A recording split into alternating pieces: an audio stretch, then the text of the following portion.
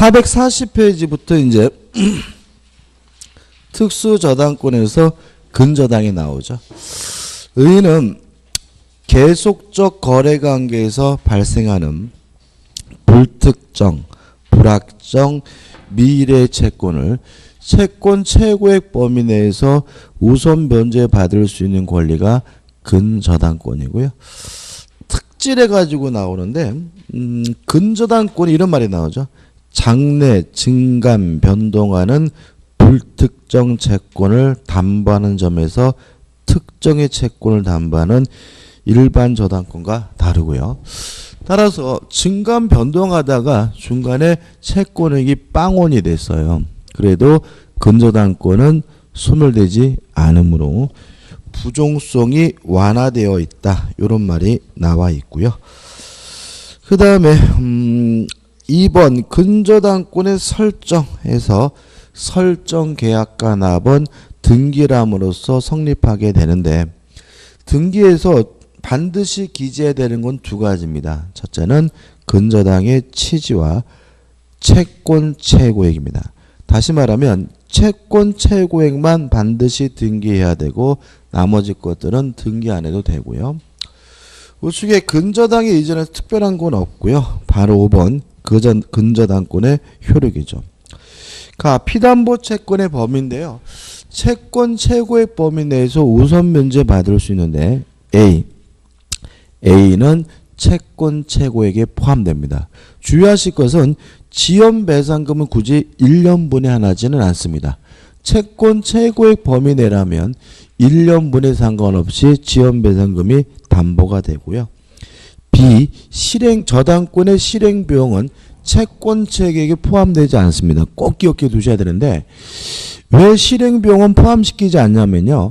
실행비용은 채권자가 받을 돈이 아니라 법원이 받을 돈이죠. 경매비용이니까. 따라서 요 실행비용은 따로 계산해야 되고 채권 최고액에 포함시키지 않고요. 그 다음에 C. 후순위자와 제3자 사이의 채권 최고액에 의한 조정에서 나와 있는데 말 그대로 채권 최고액 범위 내에서만 우선 변제 받을 수 있고요. 따라서 채권 최고액을 초과하는 경우에는 채권 최고액 범위 내에서만 배당 순위가 주어지게 됩니다. 그 다음 넘겨보시면 당사자 사이에서 나와 있는데 복잡하게 나와 있지만 큰 의미는 없습니다. 그래서 우리가 따로 기억할 것은 뭐냐 하면 실제로 갚아야 할 채무액이 채권 최고액을 초과하고 있어요. 이랬을 때는 최고액이죠. 제3취득자나 또는 물상보증인은 채권 최고액 범위 내에서만 변제하면 근저당권의 말소를 청구할 수가 있습니다. 이에 반해서 저당권 설정자인 채무자는 채권 최고액이 아니라 실제 채무액 전액을 다 갚아야지만 근저당권의 말소를 청구할 수 있음을 주의하시 바랍니다. 예를 들어 가지고 채권 최고액은 1억이라고 설정되어 있는데요. 실제 갚아야 될 돈이 만약에 1억 2천인 상태라면 제3취득자나 물상보증인은 얼마까지만요? 1억만 갚으면 근저당권의 말소를 청구할 수 있고요.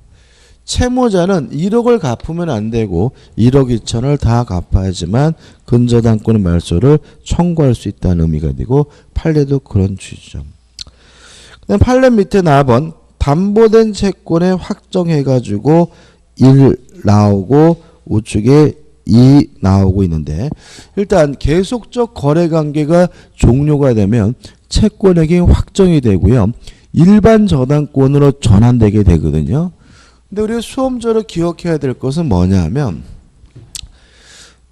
원칙에서 경매 신청 시 다시 말하면 근저당권이 실행되기 위해서 경매를 신청하게 되면 채권액이 확정이 되고요.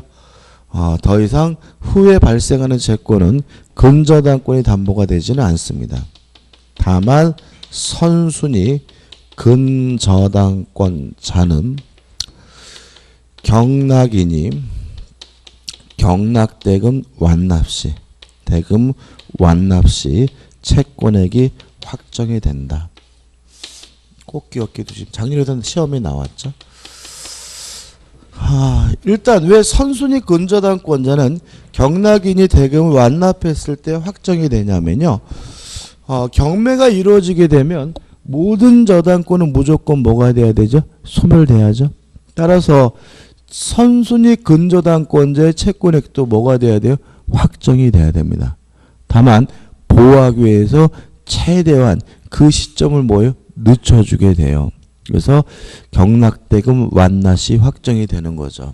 예를 들어 가지고 1순위가 갑 앞으로 근저당이 설정되어 있고 2순위가 을 앞으로 근저당권이 설정되어 있는데 을이 경매를 신청했다면 을의 채권액이 확정되는 시점은 언제입니까? 경매 신청시가 되는 거고요. 갑의 채권액이 확정되는 시점은 언제죠? 경락인이 경락대금을 완납했을 때 확정이 된다는 거 주의하시기 바랍니다. 끝입니다. 그 다음에 넘겨보시면 답은 의미 없고 6번 근저당권의 소멸도 의미 없고 7번에서 뭐가 나오냐면 포괄 근저당이 나와요. 자, 이건 뭐냐면 우리는 은행 가서 대출을 받으면 무조건 뭐냐면 근저당이거든요. 이렇게 계속적 거래관계가 없는데도 불구하고 설정하는 근저당을 포괄 근저당이라고 하고요. 물론 유효하고 가장 흔한 저당권이 포괄 근저당입니다. 대표해 줍니다.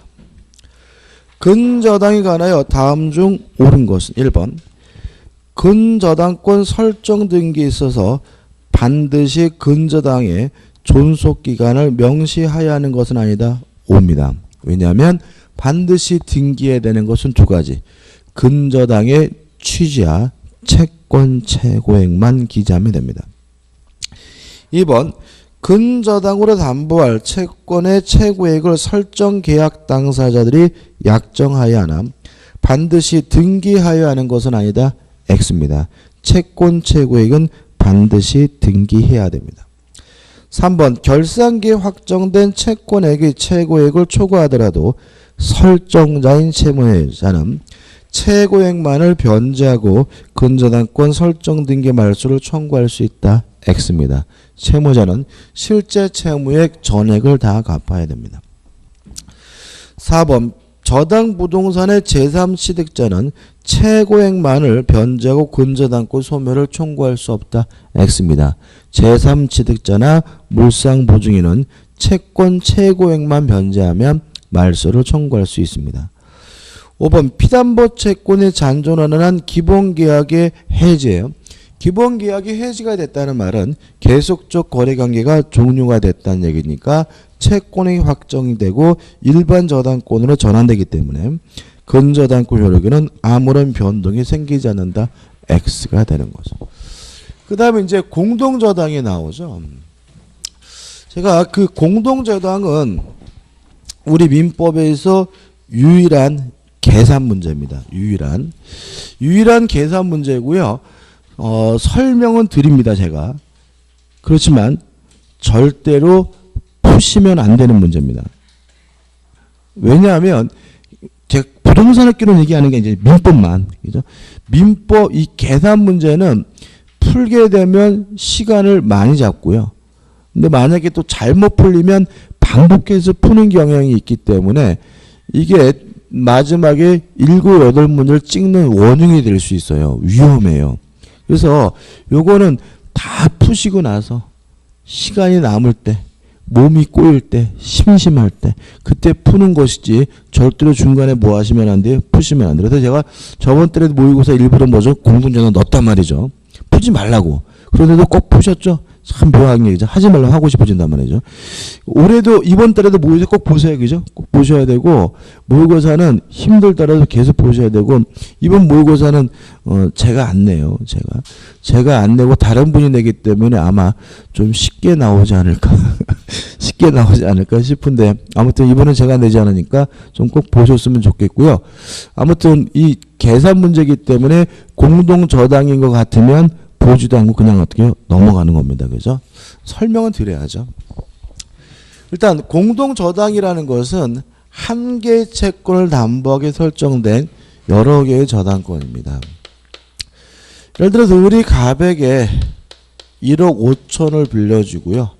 이걸 담보하기 위해서 A 부동산, B 부동산 두 개의 저당권이 설정됐다면 이런 거 우리가 뭐죠? 공동 저당이라고 하는데 첫 번째 기억할 것은 동시에 배당할 것인지 아니면 이시에 배당할 것인지 공동 저당권자가 자유롭게 선택할 수 있다는 점입니다.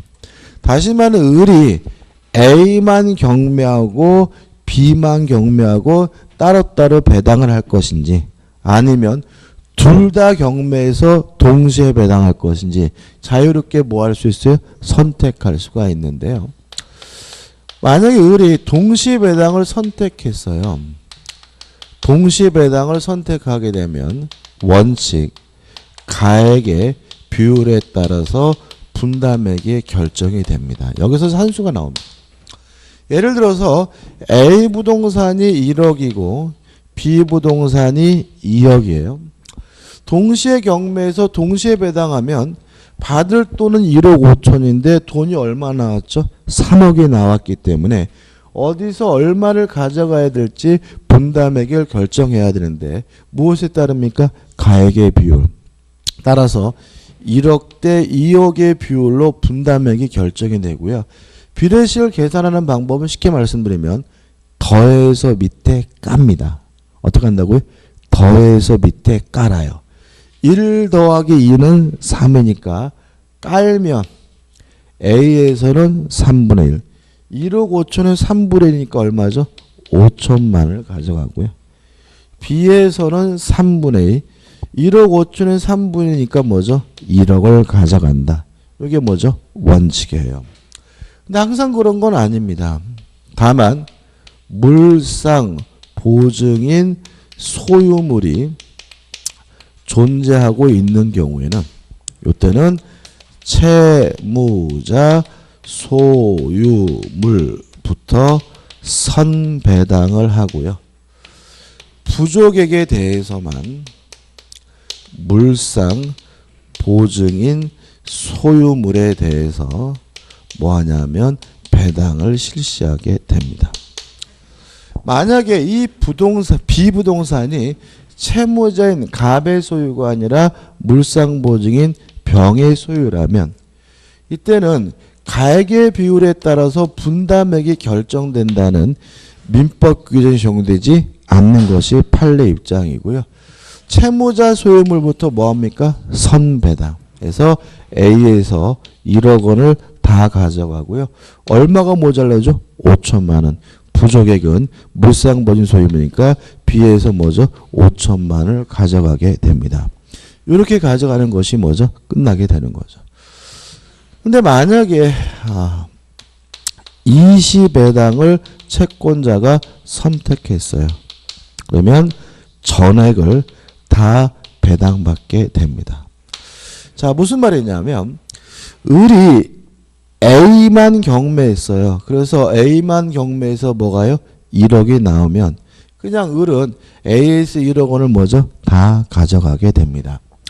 근데 문제는 이렇게 전액을 배당받기 때문에 차순위 저당권자, 후순위 저당권자가 피해를 보게 됩니다.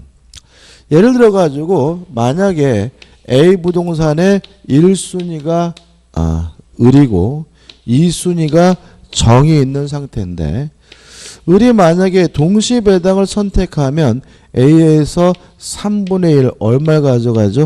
5천을 가져가니까 얼마나 남았죠? 5천이 남았죠. 그래서 정은 동시배당을 우리 선택해주면 5천을 받을 수가 있는데 우리 만약에 20배당을 선택하게 되면 전액을 다 가져가기 때문에 1억을 다 가져가 버리기 때문에 받을 돈이 뭐가 돼버려? 빵원이 됩니다. 그래서 20배당은 후순위 저당권자의 권리가 침해되기 때문에 후순위 저당권자는 무조건 손해보느냐에 대해서 우리 민법은 선순위 공동 저당권자의 권리를 대위 행사할 수 있다라고 규정을 두고 있습니다. 다시 말하면 요 5천만 원을 못 받는 것이 아니라 20배당을 하게 되면 요 5천만 원을 을의 비부동산에 대한 권리를 뭐해서요?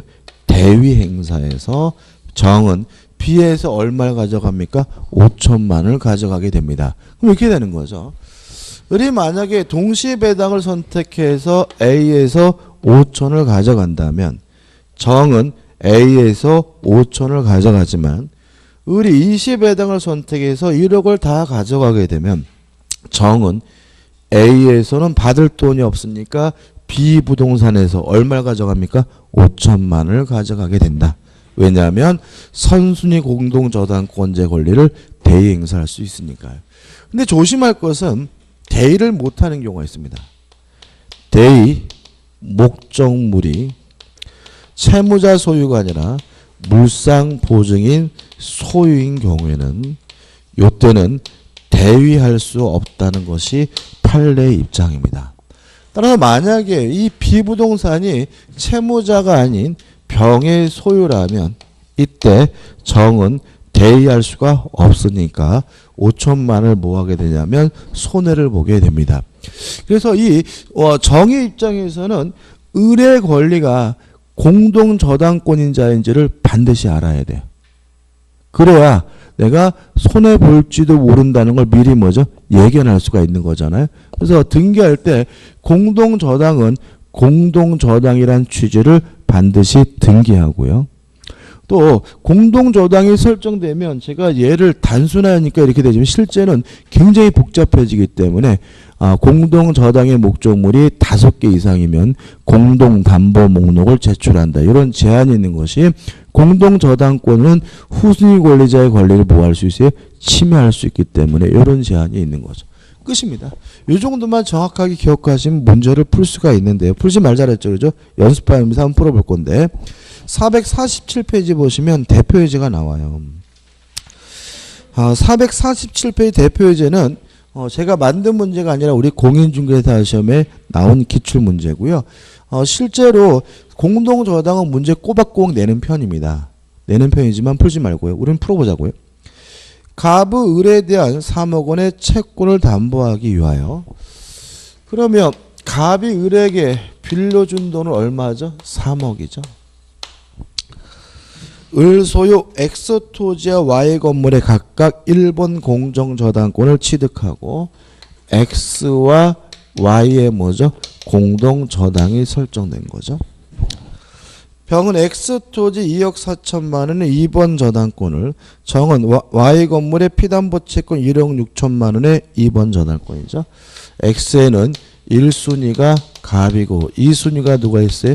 병이 있고 Y에는 1순위가 갑이고 2순위가 뭐가 있어요? 정이 있죠. 왜 풀지 말는지 아시겠죠? 이게 문제 파악하는 것만 해도 1분이 넘어갑니다. 그래서 보시면 X 토지와 Y 건물이 모두 경매되어 X 토지의 경매대가는 얼마죠? 4억이고 Y 건물의 경매대가는 2억이죠.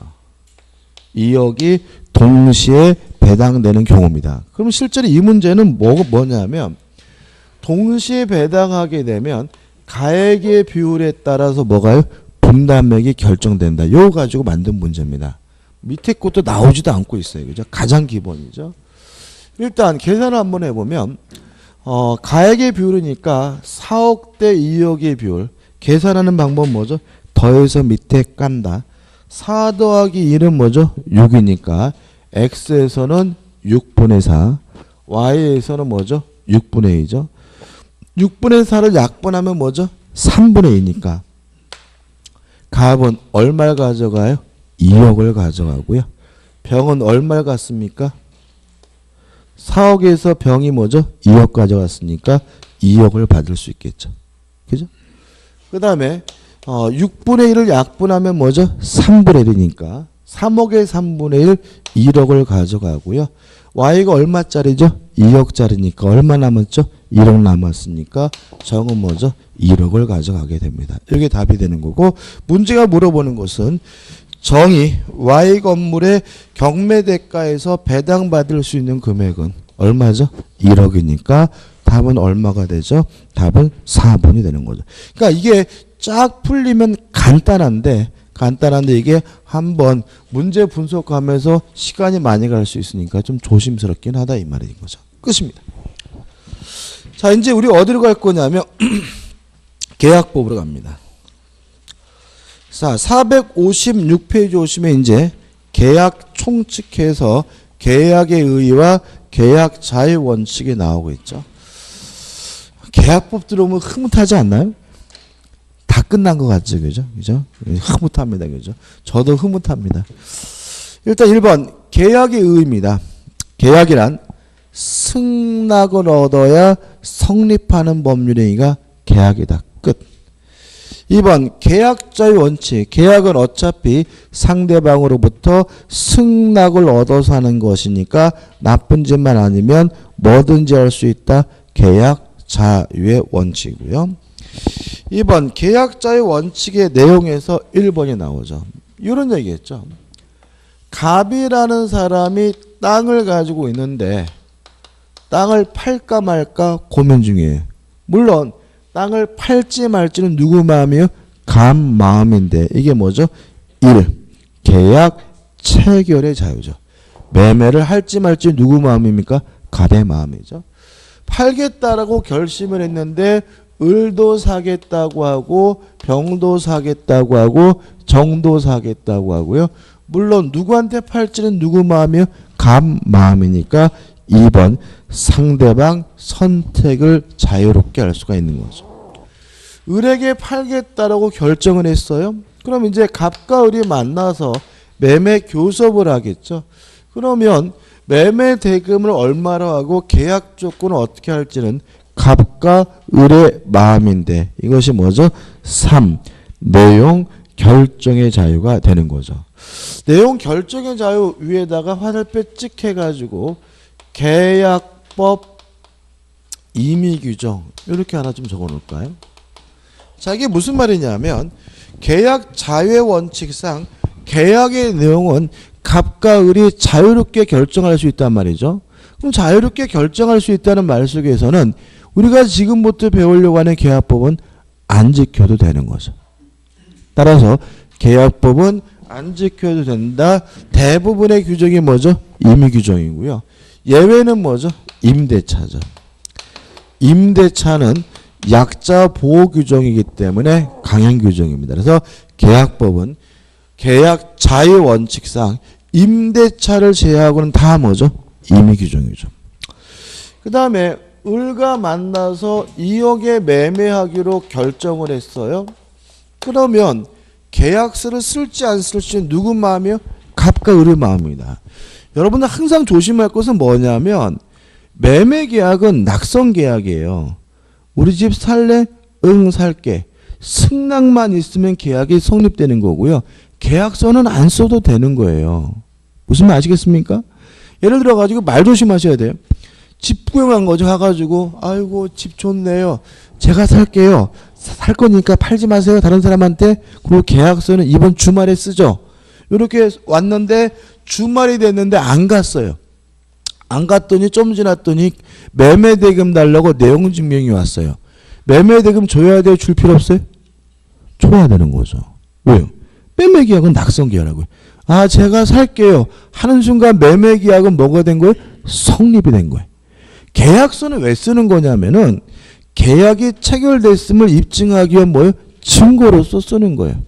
뭐 입증하는 방법이 계약서만 있어요? 증인도 있는 거고 다른 방법을 입증하면 그만인 거예요.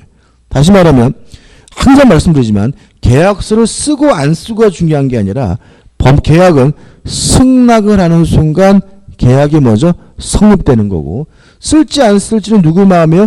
당사자 마음인 거고 그게 뭐 방식의 결정의 자유가 되는 거죠. 따라서 우리 민법은 다 뭐예요? 불요식행위고 아다르고 어다른 것이니까 조심하시 바라고 여러분들 민법 배우면서 뭘 느끼셔요? 아, 법 잘하는 놈 만나면 당할 수가 있겠구나 이런 거 느끼시나요? 그죠? 다시 말하면 법 잘하는 놈 만나면 별거 아닌 일 가지고 뭐죠? 꼬투리 잡아가지고 큰 피해 볼 수 있습니다. 그래서 계약은 낙성 계약이고 계약서를 써야 성립하는 것이 아닙니다. 다시 말하면 계약자의 원칙은 방식 결정의 자유가 보장되고 있고 계약서 안 쓰 상관은 없습니다. 그래서 실제로 가장 많이 사기치는 놈들이 변호사들이에요. 3번 계약자의 원칙의 제한인데 안 읽어보셔도 돼요. 그냥 계약자의 원칙은 무제한으로 보장되는 것이 아니라 일정한 경우에는 뭐죠? 제한될 수 있다. 이런 정도고 넘겨보시면 2절 해가지고 계약의 보통거래 약관이 나오는데 아우 이런 게 참 싫어요. 왜 싫냐면은 시험에 자주 나오면 기쁜 마음으로 이렇게 설명을 드리겠는데 잘 안 나와요. 근데 아예 안 나오는 게 아니라 뭐예요? 잘 안 나와요. 가끔 나온다고요. 그죠? 가끔. 그러니까 이런 것들이 아주 그냥 그렇죠. 그죠? 아예 안 나옵니다. 그러면 어떻게 가입표하지 하면 되는데 가끔 내니까 책은 또 잘 안 냈어요. 그래도 혹시 모르니까 또 안 했는데 나중에 나왔을 때 저한테 또 욕할지도 모르니까 보면 간단히 정리할 겁니다. 그래서 일단 약관이라는 건 뭐냐 하면요. 다수 당사자를 상대하기 위해서 미리 작성한 계약의 내용을 약관이라고 해요. 일단 여기다 약관이죠. 약관에서 하나만 좀 추가한다면 옆에다가 화살표가지고 내용 결정의 자유 제한 이거 하나 좀 메모할까요?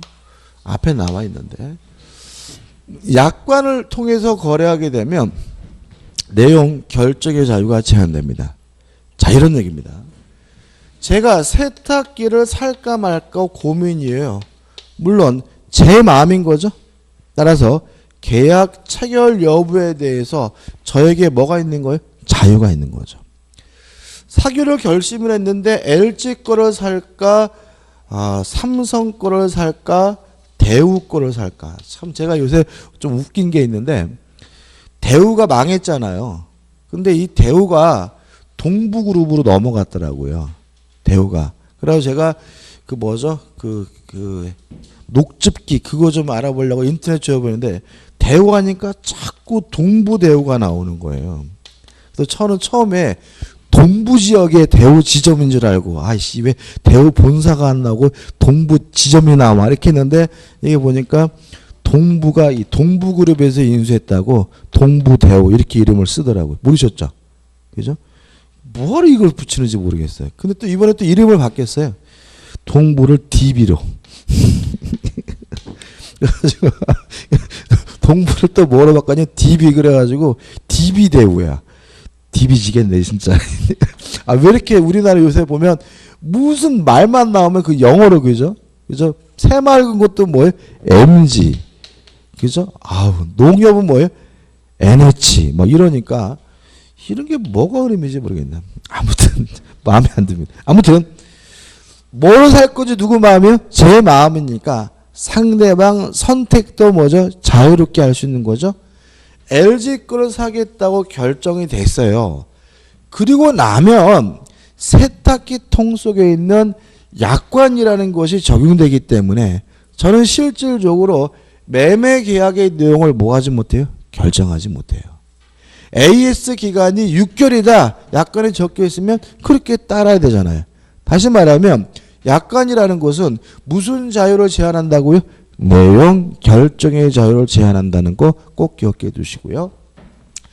그 다음에 다수 당사자를 상대하고 미리 작성한다는 데 특징은 있긴 하지만 어차피 계약입니다. 계약의 내용이니까 약관이 당사자에게 구속력이 발생하려면 뭐가 필요하죠? 승낙 동의가 필요한 거죠. 그래서 우리가 인터넷에서 뭐 조금만 하려고 그러면 그지 같은 약관이라는 게 나오고 거기에 뭐예요? 동의하면라고 막 클릭을 해줘야 되는 거잖아요. 그래야 우리에게 뭐가요? 구속력이 발생하니까요. 근데 또 여기서 문제는 인터넷은 그렇잖아요. 근데 일반 거래는 어떻게 해요? 안 그렇다. 왜냐하면 승낙을 받아야 되는 것이 FM이지만 또는입니다. 이거를 완화해가지고 명백히 보여주고 어려운 곳이 있으면 설명해주고 명시 설명 의무를 이행하면 당사자에게 구속력이 발생한다라고 규정을 하고 있습니다. 약관 규정을 합니다. 그래서 승낙을 받든지 아니면 명백히 보여주고 설명하든지 그래야 약관은 당사자에게 뭐가요? 구속력이 발생하는 거죠. 그래서 또 이거 뭐 보면 알 수 있어요? 보험 광고할 때.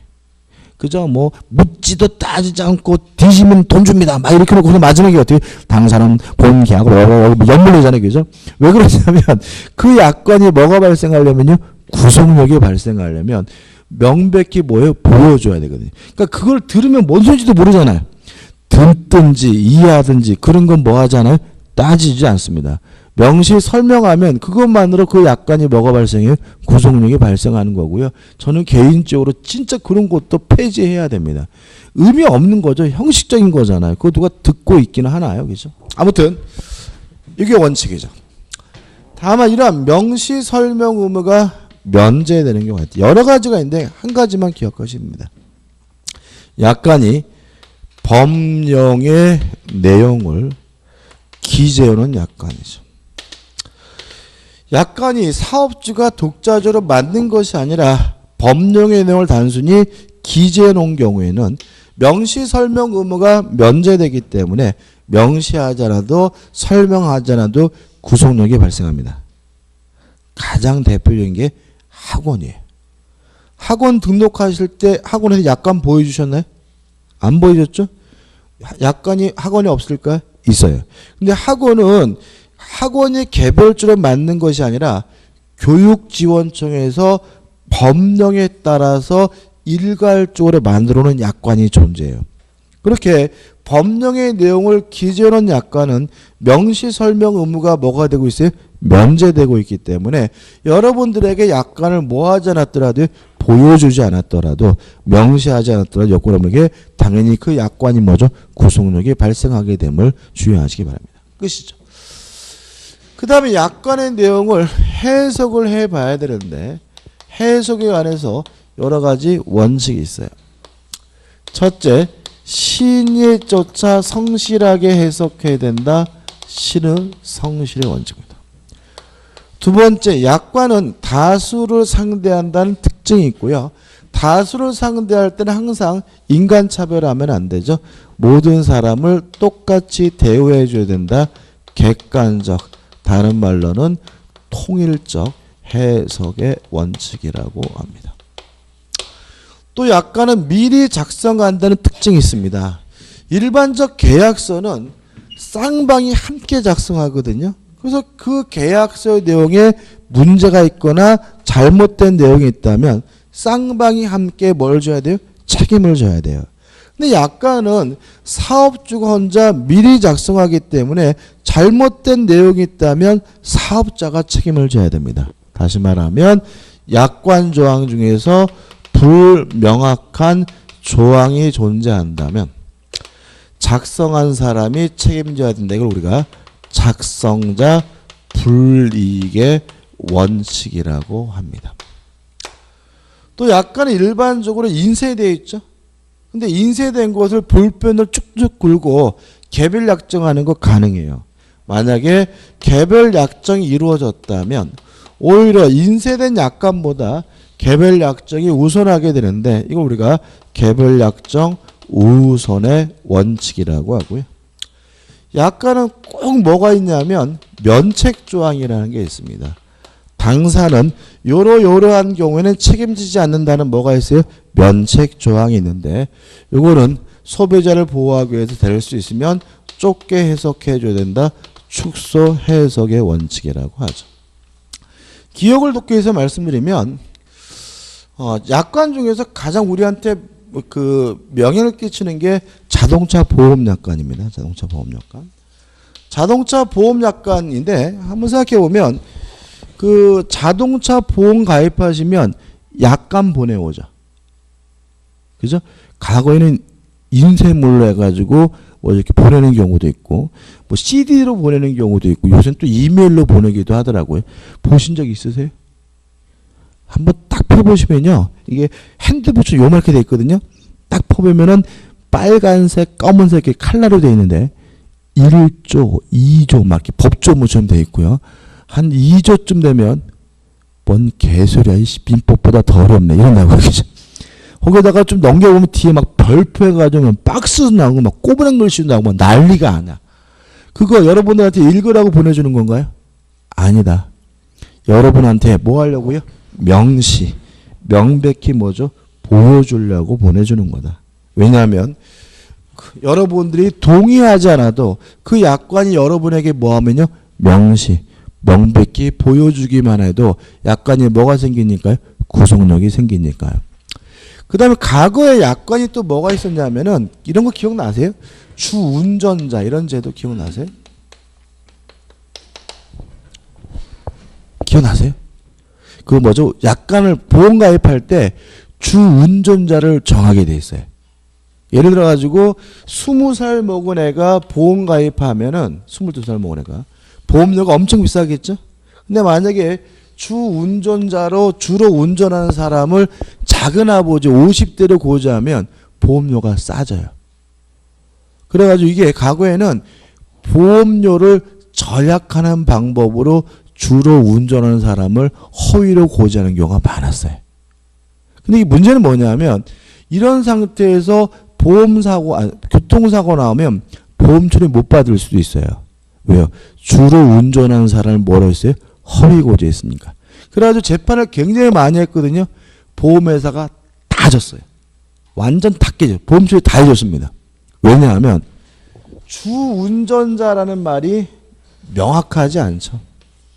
얼마나 운전해야 이것이 주로 운전하는 거냐? 명확하지 않고요. 명확하지 않을 때는 누구에게 불리하게? 작성자에게 불리하게 해석한다는 원칙에 따라서 보험회사에게 뭐하게? 불리하게 해석을 해요. 그러다 보니까 보험회사가 다 깨졌어요. 재판에서. 그래서 지금 어떻게 됐죠? 연령으로 끊죠. 뭐 34세 이상 운전특약, 40세 이상 운전특약 해가지고 명확한 것으로 뭐죠? 바뀌게 됩니다. 왜냐하면 불명확한 조항은 작성자에게 불리하게 해석한다는 원칙에 따라서. 그 다음에 또 자동차 보험 또 면책 조항이 있거든요. 그 최근에 문제됐던 게 그 포항에서 지진 났잖아요.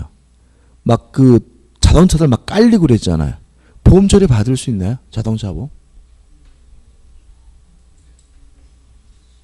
안 됩니다. 천재지변은 면책.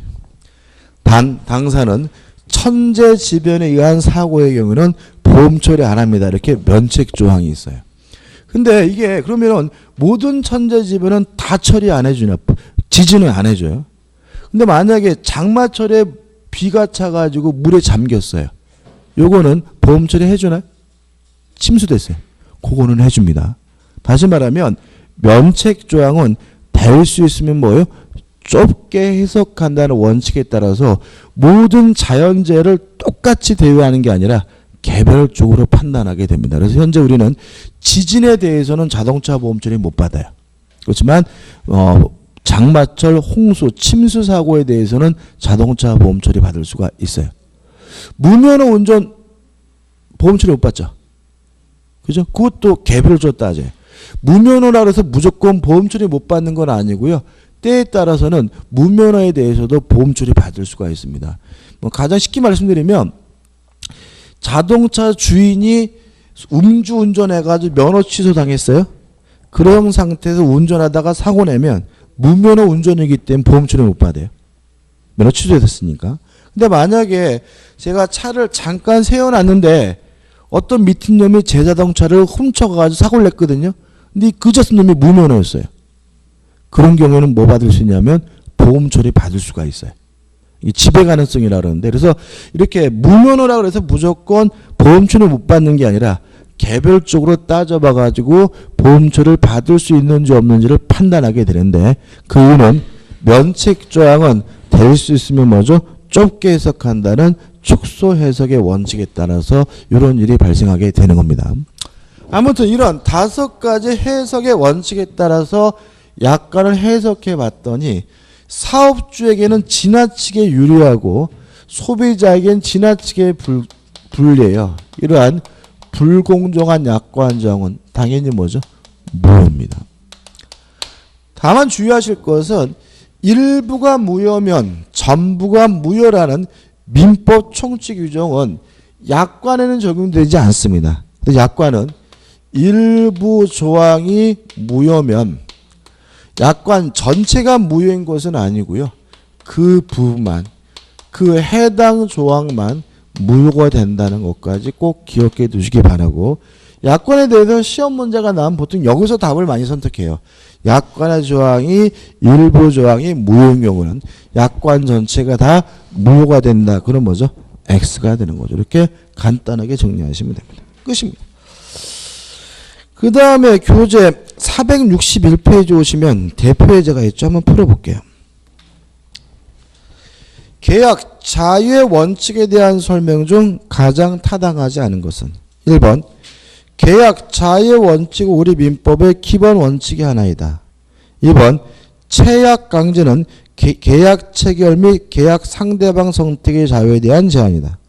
3번 약관에 의한 계약은 계약의 내용 및 상대방 선택의 자유에 대한 제한이라고 할 수 있다. X죠. 약관을 통해서 계약을 하더라도 무엇은 있어요? 상대방 선택은 자유롭게 할 수 있는 거죠. 뭐가 제한될 뿐이에요? 내용 결정의 자유가 제한될 뿐이므로 답은 뭐죠? 3번이 되는 거죠. 4번 매매 등의 계약의 소유권 이전 등기의 신청이 있어서 등기 원인인 때 검인계약서를 제출하도록 하는 것은 방식 결정의 자유에 대한 제한일 것이고요. 5번 사법상 채약 강제로는 지상권 설정자의 지상물 매수권권. 채약 강제라는 말은 뭐예요? 계약 체결이 강제된다는 얘기잖아요. 거부할 수 없다는 얘기잖아요. 그러면 지상물 매수청구권이나 부속물 매수청구권은 뭐죠? 형성권이죠. 상대방 측에서 뭐하지 못해요? 거부하지 못하죠. 따라서 뭐가 되는 거죠? 채약 강제예가 되는 거죠.